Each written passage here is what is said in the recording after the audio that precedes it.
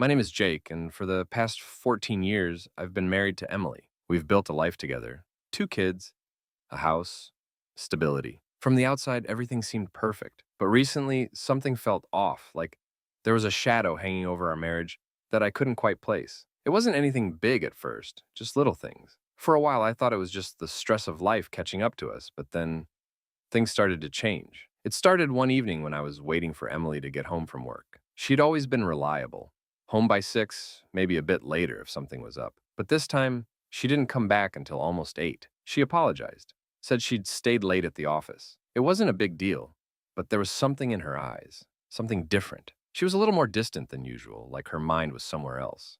The next few weeks, the pattern repeated itself. I'd text her asking where she was, and she'd say she was still at work or with the girls, but it didn't add up. She had started to come home later and later, and she wasn't as eager to share the details about what she was doing anymore. I remember one night when I asked her about a trip she'd taken to the store, she got this strange look on her face and said, "I just needed some space." That wasn't like her. Emily had always been the type to share everything with me, even the smallest details about her day. But now, it felt like she was building walls. And then, there was her phone. She was always on it, scrolling through something quickly, never leaving it unattended. If I asked who she was texting, she'd brush me off with a casual, "just work stuff." But there was a hesitation in her voice. It wasn't like before. Her phone had become her new best friend. But the thing that really stopped me in my tracks was the way she started dressing. Emily had always been simple, practical. She didn't care for fancy clothes, but suddenly she was putting a lot of effort into her appearance. It was subtle at first, just a new blouse or a bit more makeup, but then it became more noticeable. She started wearing these outfits that were not her. They were the kind of clothes I'd seen her wear when we went out on special occasions, not around the house. One evening, she came home wearing a dress that was so different from her usual style. I remember staring at her, trying to hide my confusion. "Where's the event?" I asked, trying to keep my voice light. "It's nothing," she said quickly, but there was a flicker of something in her eyes.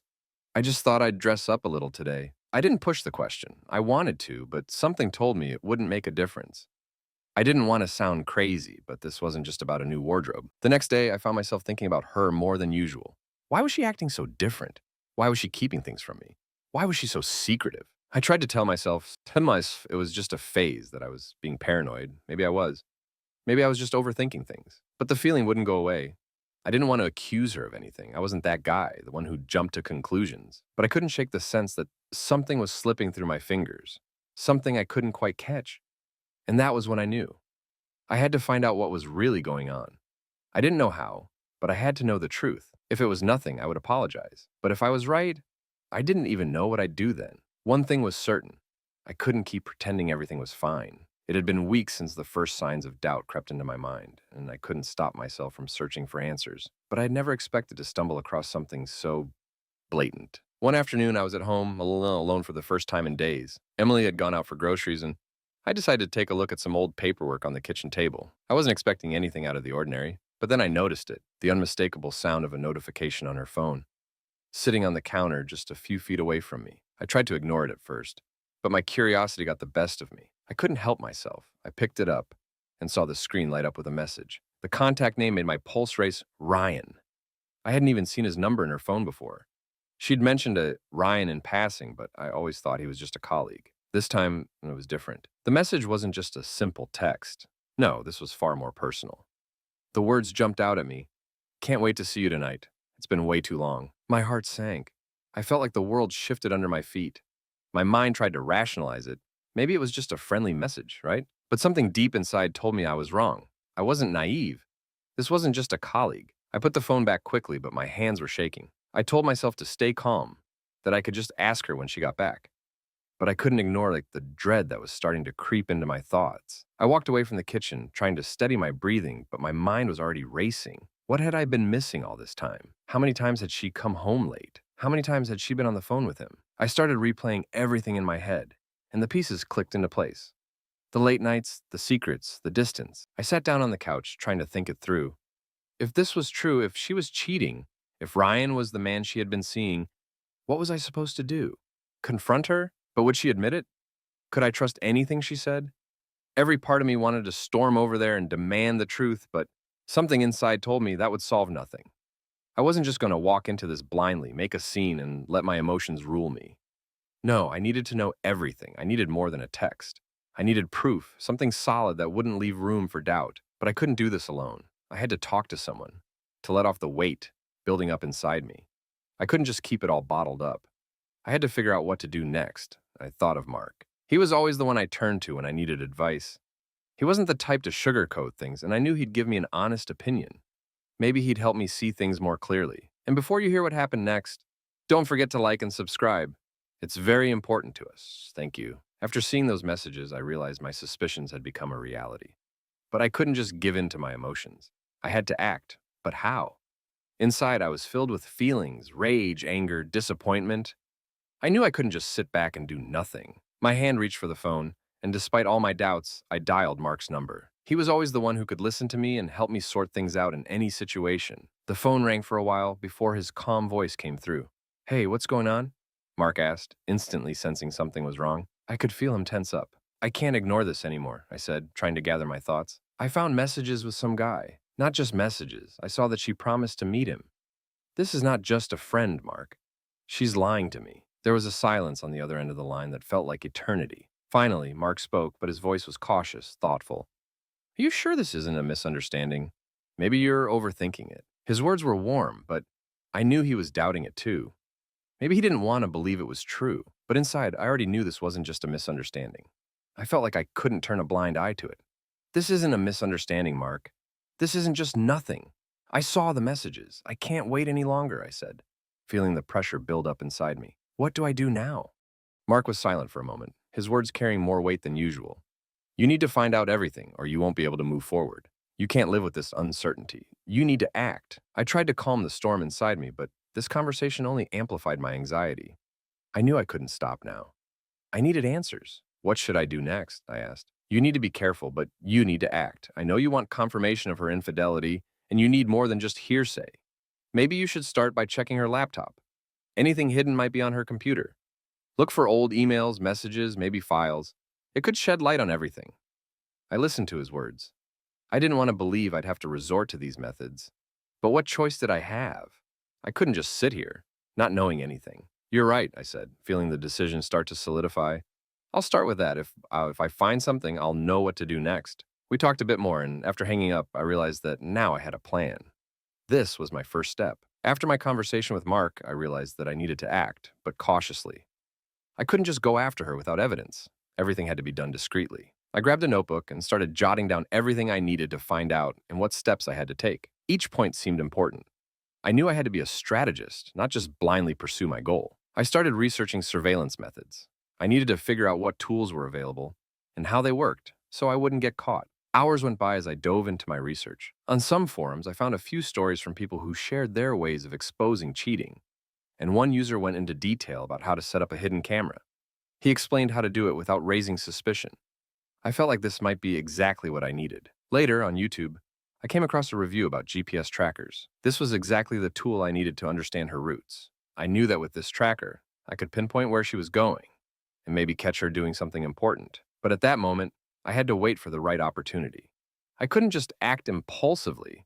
I needed her to relax and not notice anything strange. The waiting dragged on. Every day I watched her behavior, looking for the slightest change. She still went to work, but she became more silent. There were no obvious signs that she was hiding anything, but I could feel something was off. And then one day, she left her phone on the kitchen counter while she was busy doing something else. I knew this was my chance. I moved quietly to the table, checking to see if she was still out of sight, and began to study her phone screen. Unfortunately, I didn't find anything suspicious, but I kept searching. The next day, when she was in the bathroom, I decided to make the first move. I immediately went back to my plan. I talked to Mark on the phone, telling him that I was about to install the GPS tracker in her car. "Are you sure you'll do it right?" he asked. "Be careful. If she notices, it'll all be ruined." I knew I had to be extremely careful. I decided to start small. The GPS tracker was compact and relatively simple to install. All I had to do was hide it under the seat of her car where she wouldn't see it. It all seemed straightforward, but at the same time, I knew this was just the first step, and I needed more proof to be certain of her betrayal. I finished installing it, hiding the tracker in her car, and decided to wait for the results. The camera and other devices were ordered, but I knew they wouldn't give me immediate answers. I had to be patient. The camera I had set up was supposed to record, but I didn't know when she would do something I could use. This was all new to me. and I didn't know how long it would take for the truth to be revealed. My nerves were on edge, and I could feel the tension building with each day of waiting. I was ready to act, but I knew I had to wait to make sure my actions didn't attract any unwanted attention. I couldn't wait any longer. The cameras and other devices hadn't arrived yet, and I realized that it had taken too long. I couldn't just sit back and keep watching her behavior for weeks when I had a chance to find out the truth right now. I felt like this was my moment. The camera and tracker were already set up, but I needed more than just waiting. I remembered how she often left her laptop on the desk or around the house, so I decided that would be the next step. While she was busy with errands and wouldn't be home for a while, I knew this was my chance. I walked up to her desk, grabbed her laptop, and felt my heart beat faster. I knew there was no turning back now. The password she used was familiar to me. I never thought I'd use it with such an intention. Entering the password, I opened her desktop. Everything seemed normal. Folders with documents, photos. But I knew I needed to look for something more. I started with her personal folders, opening them one by one. And then, in one of the files, I found something strange. An oddly named hidden folder. Opening it, I found several messages that made my stomach churn. These were conversations with that man she supposedly worked with. The messages were more than personal. They talked about nights they'd spent together and how great the time was. Every word in those messages rang with lies. The deeper I dug, the more of her hidden life I uncovered. Not just these conversations, but hidden folders with photos and videos of her spending time with him. I couldn't believe my eyes, but it was all right here, on her laptop. It got worse. I opened old messages and realized that her affair had lasted much longer than just a brief fling. All these years, while we were together, she was living a double life. She lied to me, meeting with him while I thought we were happy. All this time, I was just her cover. The more I read, the worse it got. She had been cheating on me almost from the very beginning of our marriage. All the things that seemed normal, her work, her meetings, were just cover-ups. She told me she was staying late at work or meeting friends, but in reality, she was with him. I felt the ground slip out from under me. My heart was racing faster, but inside I felt an emptiness. I knew there was no turning back now. Every file, every word, every photo I saw, it all contradicted what I had known about her. This woman I loved had been lying to me my entire life. I don't know how long I sat there, staring at the laptop, processing what I had just discovered. I felt a sharp numbness, as if my thoughts were scrambling. There was no anger, no disappointment, just a haunting silence. How could this be? How could I have not seen it? I still couldn't believe it. Everything I thought I knew about her was a lie. She had been playing me my whole life, and now I had to figure out what to do with this knowledge. My hands were shaking, and I realized that this was just the beginning. I knew everything was about to change, but in that moment, I also realized that nothing would ever be the same again. After learning the whole truth, there was no more room for doubt in my mind. Everything was clear, and I knew I had to act. My revenge plan wasn't like most. I didn't want to get back at the man she cheated with. My target was only one. I wanted to destroy my wife's life.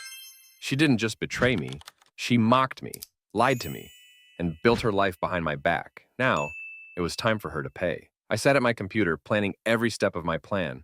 On the screen was a list of 10 points, each one aimed at ruining her life. I knew I had to be careful and calculating. Everything needed to be well thought out, so she couldn't figure out who was behind it. In my notebook were all the details. Her passwords, her habits, her weaknesses. I had to stay one step ahead to make sure no one figured out who was pulling the strings. I knew her reputation at work was everything. If I could take down her perfect image, that would be the first blow. I knew her colleagues didn't just respect her. They feared her because she had been manipulating them all this time. If I could tarnish her image at work, her career would be in jeopardy. But I also knew her secrets didn't end at the office. I remembered how she often talked about her perfect relationships with her friends. Now I could use this against her. A few words in the right ears, and her perfect image would crumble. The plan was becoming clear. I gathered all the evidence I'd collected. Photos, conversations, videos. I could destroy her life with these. I created several fake social media accounts to start spreading her secrets. I bought an anonymous SIM card so my calls couldn't be traced.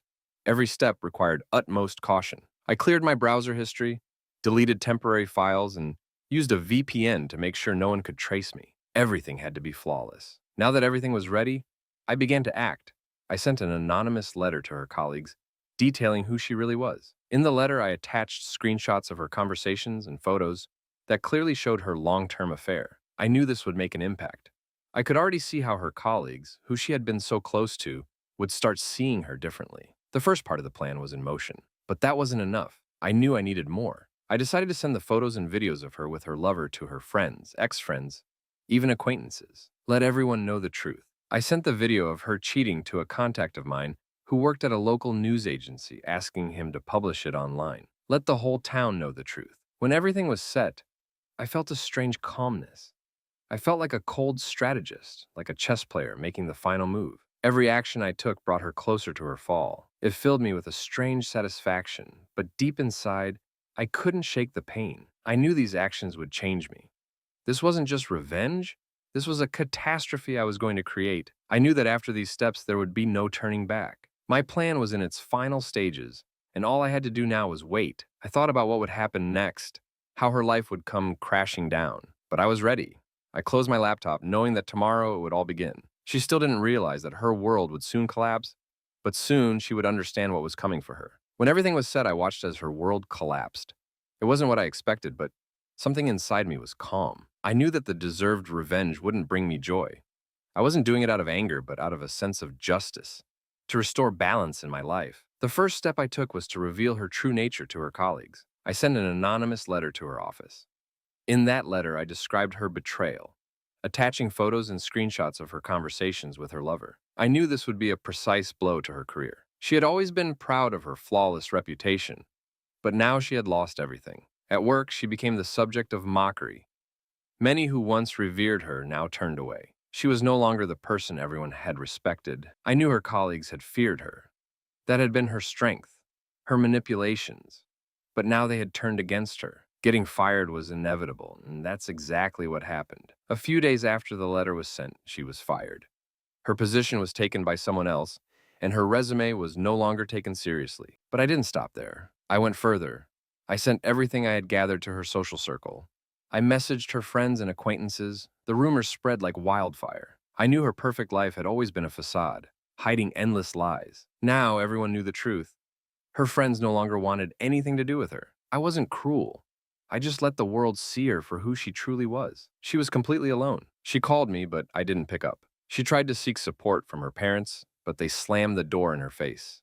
Her family turned its back on her. She came to her mother, hoping for forgiveness and protection, but even she, like everyone else, now saw her as a traitor. That was the final blow. I knew her life was ruined. I watched as her world spiraled into chaos. Her friends, colleagues, and everyone who once admired her were gone. All I wanted to see was her fall. But deep down, I knew this process was changing me. Revenge didn't bring me happiness. Now I was free, but also empty. I sat in silence, watching her life crumble, and didn't feel victorious. It was a strange sensation, as if I had lost something. I thought about her tears, her despair, and how she deserved all of it. Now I knew I had achieved my goal, but it wasn't what I had imagined. Revenge had taken more from me than I had expected. Thank you for listening to the story to the end. Write your thoughts about it in the comments, and do not forget to subscribe. See you in the next videos.